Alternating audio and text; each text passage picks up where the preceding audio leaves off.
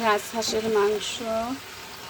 আজকে একটা হাঁস জবাই দিছে, তো আজকে রাজহাঁসের মাংস খাবো। তো রান্নার কাজ চলছে। তো মাংস এই যে, আবার এপাশে মুরগির মাংসের কাজ চলছে। মুরগি রান্না করি।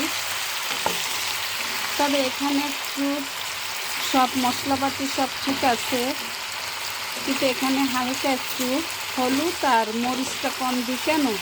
আমার মা খাবে, আমরা সবাই খাবো, আমার মার জন্য একটু মরিচ একটু হলুদ কম দিয়েছি। আমরা খাবো, মাকে না দিয়ে তো খাওয়া যাবে না, এই কারণে। তো এখানে মুরগির মাংস রান্না চলছে, আর এখানে রাজহাঁসের মাংস রান্না চলছে।